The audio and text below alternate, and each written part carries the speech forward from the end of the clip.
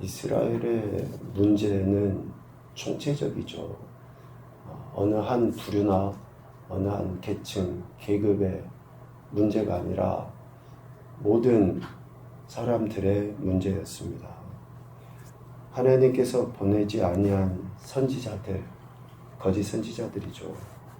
그들이 하나님의 이름으로 예언해서 칼과 기근이 임하지 않을 것이다 라고 거짓 예언을 남발합니다. 또 일반 백성들은 어떻습니까?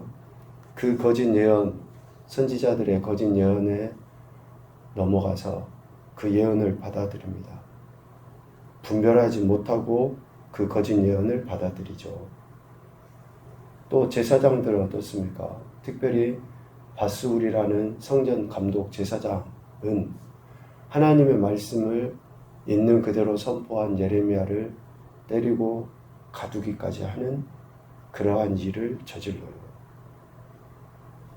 또 왕들은 어떻습니까? 정의와 공의를 행하여 탈취당한 자를 압박하는 자의 손에서 건져내고 이방인과 고아와 과부를 압제하거나 학대하지 말아야 되고 무죄한 피를 흘리는 자의 그 손에서 또 그들을 이제 건져낼 뿐만 아니라 무죄한 피를 흘리지 말아야 되고 하는 그러한 태도를 보여야 되는데 불순종할 거죠. 왜? 하나님 말씀을 듣지 않는 교만함 때문에. 거짓 선지자들, 또 그 거짓 선지자들의 말을 들은 어리석은 백성들, 또 온전치 못한 가증한 일을 행하는 제사장들, 어리석은 왕들, 이러한 총체적인 상황에 대해 하나님께서는 예레미야를 통해 이 모두에 대해 하나님께서 심판하시겠다라고 일찍 말씀하셨죠. 예레미야 13장 13절 14절 말씀에 보면 내가 이 땅의 모든 주민과 다윗의 왕위에 앉은 왕들과 제사장들과 선지자들과 예루살렘 모든 주민으로, 그러니까 모든 이스라엘 사람들에게 하나님께서 심판하시겠다. 어떻게 해요? 잔뜩 취하게 하고 그들로 피차 충돌하여 상하게 하되 부자 사이에도 그렇게 할 것이라. 내가 그들을 불쌍히 여기지 아니하며 사랑하지 아니하며 아끼지 아니하고 멸하리라 라고 13장 13, 14절에 분명히 이야기합니다. 총체적인 문제죠. 집안으로 보면 가장이 남편 혼자만의 문제가 아니라 아내도 그렇고 자식들도 그렇고 다 제각각의 기준도 없고 어리석기 그지없는 행태들을 해가니 그런 집안을 사람들이 뭐라 그럽니까? 콩가루 집안이라 그러잖아요. 지금 남유다 이스라엘의 상황이 콩가루 집안하고 똑같은 거예요. 특별히 오늘 우리가 읽은 23장 본문의 말씀에 보면 예루살렘의 제사장들과 선지자들에 대한 그 하나님의 심판의 메시지를 예레미야를 통해서 말씀하십니다. 그들이 지도자의 책임을 다해야 됨에도 불구하고 지도자의 책임을 다하지 못하는, 하나님의 말씀이 아닌 자신의 말을 마치 하나님의 말씀인 것처럼 전하는 그러한 제사장들과 선지자들의 그 행태에 대해 하나님이 심판하실 것에 대해서 이야기합니다. 오늘 11절에 보면 선지자와 제사장에 대해 하나님이 어떻게 평가하십니까? 다 사악한지라 라고 이야기해요. 다 사악한지라. 이 사악하다라는 그 말은 사특하다라는 거죠. 요사스럽고 간특하고 간사하다라는 거예요. 그러니까 사탄 원수 마귀의 그 수법을 그대로 쓰는 것을 사악하다. 그러니까 어느 정도 죄를 짓고 좀 마음이 악한 정도의 문제가 아니라 사탄하고 똑같은 짓을 한다는 거예요. 그것을 사악하다라고 이야기하거든요. 선지자요, 제사장이라는 사람들이 이렇게 사악한 거예요. 그러니까 10절 어떻습니까? 간음이 가득하죠. 11절 행위가 악하고 힘쓰는 것이 정직하지 못해요. 또 13절 바알을 의지해서 예언해요. 14절 악을 행하는 자의 손을 되려 강하게 하고 그 사람으로 그 악에서 돌이키지 못하도록 돌이킴이 없게 만들어버려요. 그러니까 사악한 거예요. 조금이라도 양심 있는 사람 같으면 어때요? 조금이라도 하나님의 은혜를 알고 말씀을 아는 사람이라 그러면 그렇게 악을 행하는 자들을 거기에서 나오게 하지는 못할 망정 동조하지는 말아야 될 거 아니에요.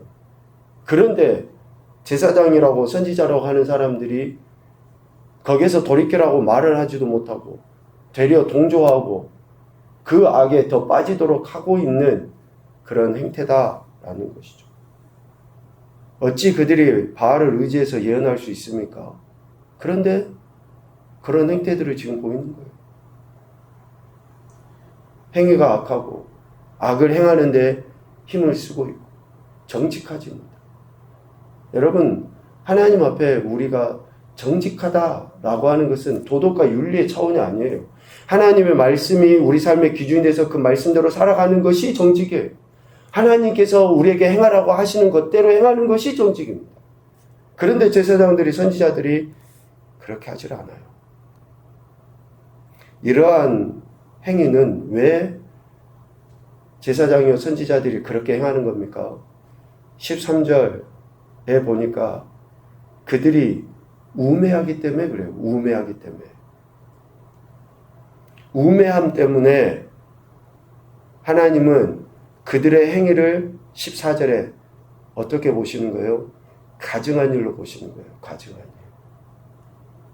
그 우매함이 앞을 가려줌이 영적 눈이 가려짐이 가증한 일을 행하는 것으로 나타나는 거죠.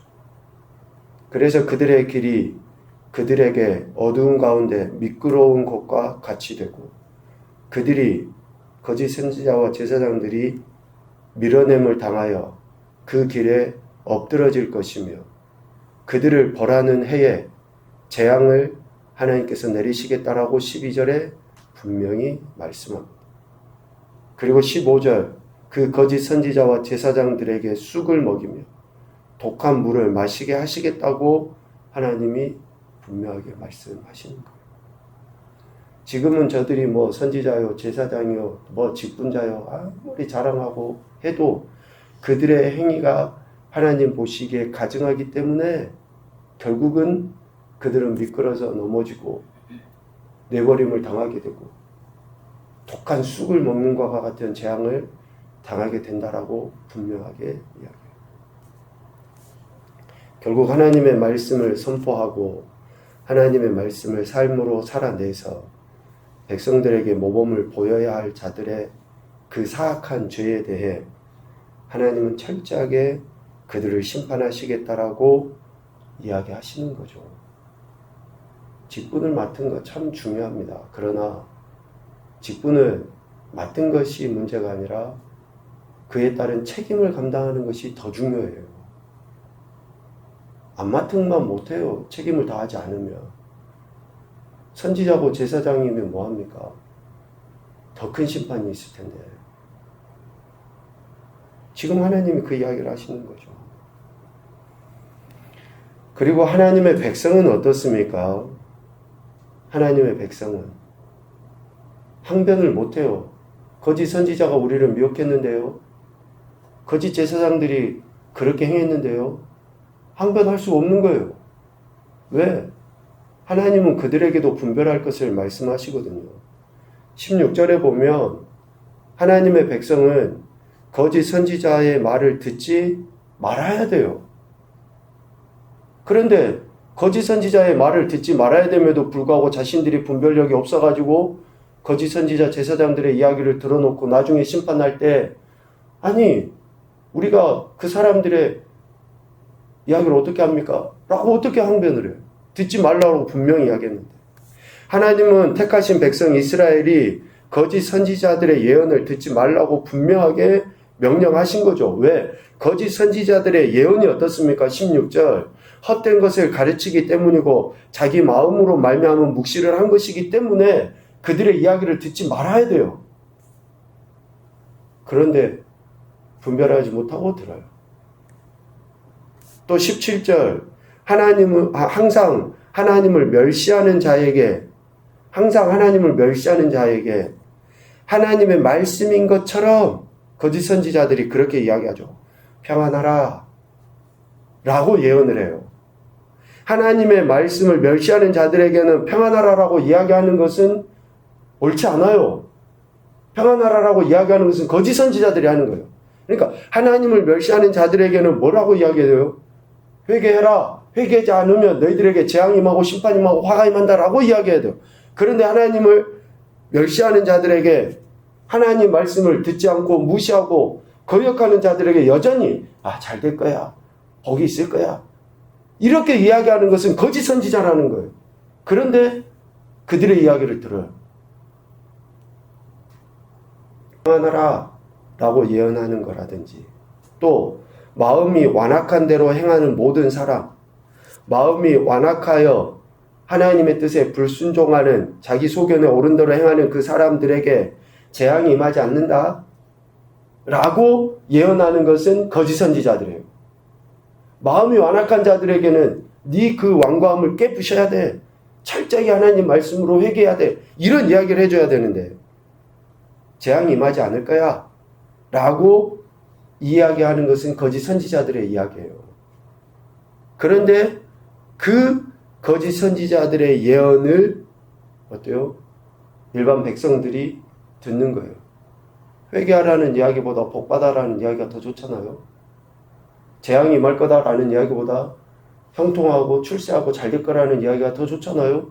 그러니까 내 지금 상황은 즉 하나님의 말씀을 멸시하고 있는 나의 모습, 마음이 완악한 대로 행하고 있는 나의 모습은 생각하지도 않고 평안이 임하고 형통하고 재앙이 임하지 않을 것이라는 이야기가 더 좋으니까 그 이야기에 솔깃해가지고 일반 백성들이 듣는 거죠. 그래서 하나님께서는 일반 백성들에게 거짓 선지자들의 이러한 말을 듣지 말아라. 그 말은 뭔 말입니까? 제발 너희 자신 좀 돌아봐라. 제발 네 마음이 완악한지, 네가 하나님을 멸시하고 있는지, 제발 네 마음과 행동을 통해서 네 자신을 돌아봐라. 그 이야기 아니에요, 일반 백성들에게. 그런데 백성들이 그렇게 하지 않으니까 거짓 선지자들의 이야기를 듣게 되는 거죠. 거짓 선지자들은 하나님께서 보내지 아니하고 말씀을 이루지 아니하였음에도 21절 말씀처럼 자기 열심을 가지고 예언을 하였던 겁니다. 이 선지자들은 내가 보내지 아니하였어도 다름질했다는 말은 그거죠. 자기 열심으로 하는 거예요. 자기 열심으로. 그들이 만약 하나님께서 보낸 자들이고 하나님께서 하신 말씀을 전하는 자들이었으면 어떻습니까? 22절에 그렇게 이야기해요. 하나님의 백성들에게 하나님의 말씀을 들려서 그들을 악한 길과 악한 행위에서 돌이키게 하였을 것이기 때문에 그렇습니다. 그들이 진짜 하나님께서 보낸 선지자고 제사장이다 그러면 백성들이 회개하고 돌이켜 하나님께로 향하게 되기 때문에 그러는 거예요. 그런데 저들은 여전히 자기들 스스로도 하나님께 돌이키지 않을 뿐만 아니라 일반 백성들에게 거짓을 예언해서 더 하나님과 멀어지게 하는 자기 열심으로 행해 나가고 있는 거죠. 그래서 전하는 자도 중요하지만 듣는 자도 중요한 거예요. 내가 지금 내 삶의 태도와 행태가 어떠한지를 점검하면서 하나님의 말씀인지 아닌지 분별하는 것도 필요하다라는 것이죠. 선지자는 하나님께서 주신 말씀을 전하고 삶을 통해 살아내야 되고 백성들은 그 선지자의 말이 하나님의 말씀인지 아닌지 분별하여 하나님의 말씀이면 듣고 하나님 말씀이 아니면 듣지 않는 그런 분명한 태도를 취해야 돼요. 그렇지 않고는 하나님께서 말씀하신 것처럼 심판대 앞에 설 때에 철저하게 심판을 당하는 거예요. 여러분, 오늘 우리가 진짜 하나님 앞에 그런 태도로 취하고 있는가? 한 가지는 여러분들이 판단하고 정죄하기 위해서가 아닙니다. 우리 각각이 하나님 앞에 서기 위해서 그러는 거예요. 각각이 하나님 앞에 서기 위해서 하나님이 지금 이런 말씀을 하시는 거지, 어느 누구도 판단하고 정죄하라라고 하시는 이야기가 결코 아닙니다. 첫 번째 교훈입니다. 정체성에 합당한 삶을 살아가는 것이, 그러니까 직분이죠. 직분에 합당한 삶을 살아가는 것이 직분을 주신 분에 대한 존중이다. 우리가 하나님을 존중하고 하나님을 경외하며 하나님을 기쁘시게 해드리는 것은 정체성에 합당한 삶을 살아갈 때입니다. 두 번째, 사악한 말과 행동은 공동체를 파괴한다. 사악한 말과 행동은 공동체를 파괴한다. 그런데 지도자에 있는 사람의 사악함은 더 강력한 힘이 있죠. 그래서 우리가 가정이나 교회 공동체 안에서 우리가 어떤 위치에 있는지를 생각을 하는 거예요. 그러니까 많은 것을 맡은 자에게서는 더 많은 것을 하나님이 물으셔요. 매우 엄중하죠. 내가 이런 직분을 가졌네. 자랑할 수도 없어요. 그래서 왜? 그렇게 살지 못하면 더 엄격하게 하나님 책임을 물으시기 때문에 그렇습니다. 세 번째, 자기 열심으로 자기 감정을 채우기 위한 신앙 행위는 심판의 대상이다. 자기 열심으로 자기 감정을 채우기 위한 신앙 행위는 심판의 대상이다. 여러분, 이 세 번째를 저도 그렇고 여러분들도 그렇고 정말 잘 생각해야 됩니다. 우리는 종교 행위를 하는 사람들이 아니에요. 종교 행위가 아니라 하나님을 믿고 하나님의 말씀을 우리 삶에서 살아내는 그리스도인의 삶을 살기 위해서 우리는 신앙생활을 하는 거예요. 그런데 자기 감정을 채우기 위해서, 구약에 신약에 자기 감정대로 신앙생활을 했던 인물들이 어떻게 됐는지 그 말로 우리가 보지 않습니까? 자기 열심을 갖고 나가는 것도 아니고 자기 감정을 위해서 하는 종교인이 아닙니다, 우리는.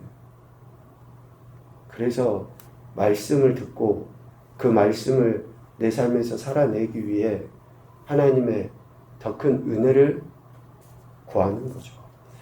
오늘 이런 말씀들이 저와 여러분에게 도전이 될 뿐만 아니라 결단하는 말씀이 되었으면 좋겠습니다. 하나님 앞에 서게 될 그때에 어느 누구도 예외 없이 심판받게 될 텐데 하나님께서 우리에게 물으실 때 잘했다 라고 인정해 주실 수 있을 만큼의 신앙과 삶의 태도가 분명한 그런 그리스도인의 모습이 되실 수 있기를 주님의 이름으로 축복합니다. 아멘.